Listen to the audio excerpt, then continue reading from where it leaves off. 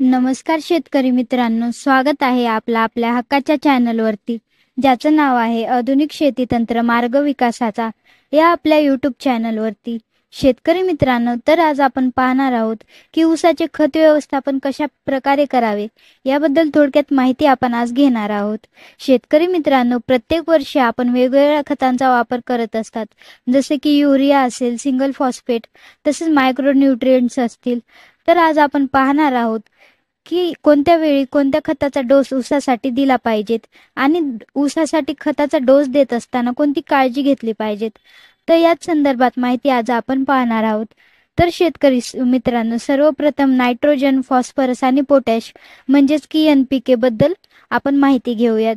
शेतकरी मित्रांनो, नायट्रोजन हे पिकाला किंवा ऊसाला सुरुवातीच्या काळात फुटवा होण्यासाठी मदत करते. तसेच नायट्रोजन ह्या घटकामुळे पिकातील हिरवेगारपणा देखील टिकून राहतो. फॉस्फरसमुळे आपल्या पिकात फुटवा होतो. तसेच ऊसाच्या ज्या कांड्या असतात तर त्या कांड्यांची देखील लांबी वाढण्यासाठी फॉस्फरसचा उपयोग होतो. शेतकरी मित्रांनो, ऊसामधील कांड्यांची जाडी वाढण्यासाठी पिकाला पोटॅशियमची गरज पडते. शेतकरी मित्रांनो, ऊसासाठी खताचे 3 डोस आपण देऊ शकतात. पहिला डोस हा सुरुवातीच्या काळात म्हणजेच की 1 महिन्यांच्या आत वापरू शकतात. दुसरा डोस हा 2-3 महिन्याच्या आसपास आणि तिसरा डोस हा जेव्हा आपण ऊसाला मोठी बांधणी करत असतो तर त्यावेळेस तिसरा डोस आपण देऊ शकतात. शेतकरी मित्रांनो, ऊसासाठी पहिला डोस देत असताना आपल्याला एकरी 1 बॅग युरिया आणि त्यासोबत 2 बॅग ह्या सिंगल सुपर फॉस्फेटच्या आणि तसेच 25 किलो पोटॅशियमची मात्रा आपण पहिल्या फवारणीसाठी ऊसाला देऊ शकतात. शेतकरी मित्रांनो, ह्या खतांचा वापर आपण ऊसाच्या आंबवणीला म्हणजेच की पहिल्या डोससाठी करू शकतात. यामुळे आपल्या ऊसाला जबरदस्त फुटवा होतो आणि कांड्या सुद्धा ऊसाला लवकर येत असतात. याचा चांगल्या प्रकारे फायदा होताना आपल्याला नंतर देखील दिसून येतो.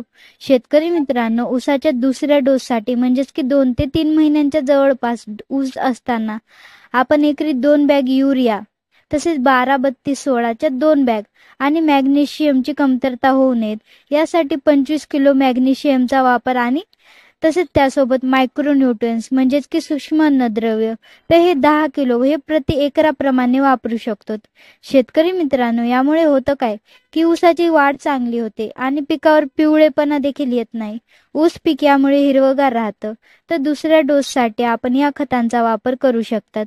शेतकरी मित्रांनो, ऊसाचा शेवटचा डोस म्हणजेच की मोठ्या बांधणीसाठी कशा प्रकारे खत दिले पाहिजेत तर या संदर्भात बघूयात. शेतकरी मित्रांनो, मोठ्या बांधणीसाठी 40 किलोची अमोनियम सल्फेटची 1 बॅग भेटते. तर ती अमोनियम सल्फेटची 40 किलो बॅग प्रति एकरी वापरावीत आणि तसेच DAP च्या 3 बॅग वापराव्यात आणि ह्याचसोबत पोटॅशियमच्या 2 बॅग आणि मॅग्नेशियमच्या 1 ते 2 बॅग वापराव्यात. तसेच शेतकरी मित्रांनो, आपल्या पिकामध्ये अन्नद्रव्यांची कमतरता होऊ नये यासाठी आपण मायक्रो न्यूट्रिएंट्सची सुद्धा तिसऱ्या फवारणीसाठी 1 बॅग वापरावीत.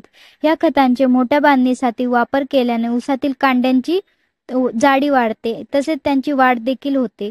शेतकरी मित्रांनो, आपल्या ऊस पिकाला झिंकची जर कमतरता झाली तर त्यामुळे पाने पांढरी झाल्यासारखी दिसतात.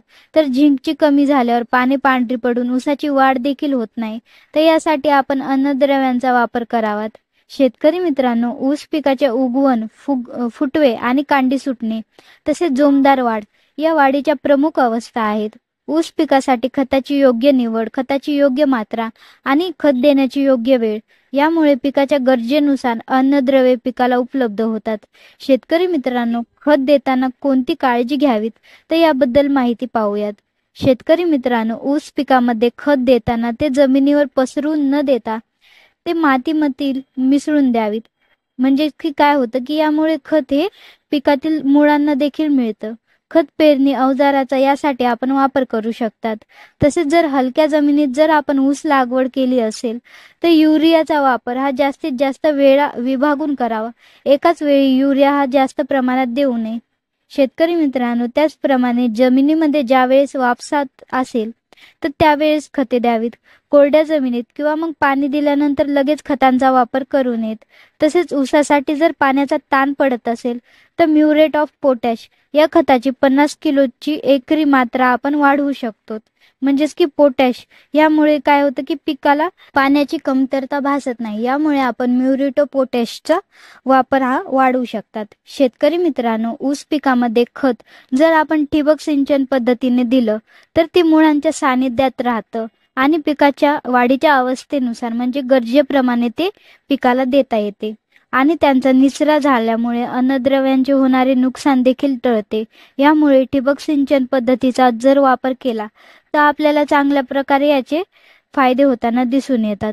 शेतकरी मित्रांनो, अशा प्रकारे ऊस पिकाच्या संपूर्ण विकासासाठी आपण योग्य असे खत व्यवस्थापन करावेत.